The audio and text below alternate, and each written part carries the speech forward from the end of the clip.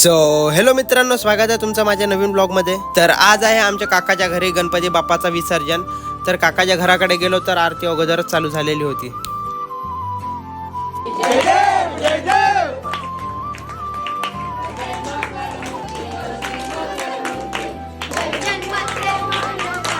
आरती चालू होती पण आम्हा सगळ्यांना पूर्ण आरती येत नाही, म्हणून आमचा जयदेवर जोर जास्ती होता आणि हा पोरगा तर आपल्या झुंदीत दिसत होता।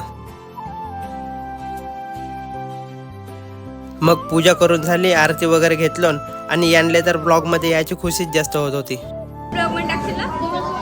आम्ही आलो ना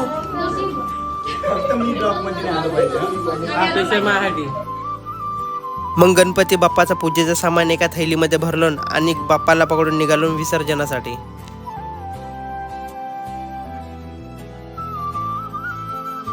मग गणपती बाप्पाला दरवाजामध्ये उभा केलो, कारण आमच्याकडे उजव्या पाय टाकून गणपती बाप्पाला बाहेर काढण्यात जाते। तर गणपती बाप्पाला बाहेर काढलो तर चालू झाली होती बाहेर पाऊस। मग गणपती बाप्पाला डग्यामध्ये बसवलो आणि सर्वजण बसून निघालो गावच्या तळ्याकडे। मग थोड्या वेळात गावच्या तळ्याजवळ पोहोचलो आणि बाप्पाला डोक्यावर घेऊन शिरलो तळ्याच्या अंदर।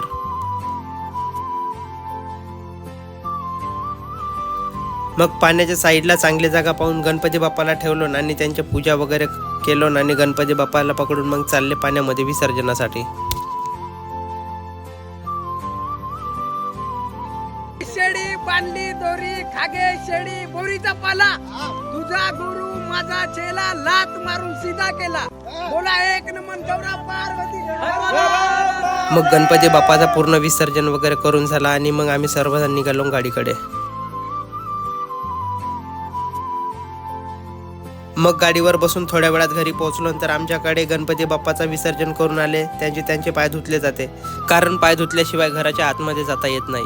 तर मित्रांनो, तुम्हाला आमच्या बाप्पाचा विसर्जन कसा वाटला कमेंट करून नक्की सांगा आणि व्हिडिओ आवडला असेल तर लाईक करायला विसरू नका। चला तर भेटूया पुढच्या व्हिडिओमध्ये।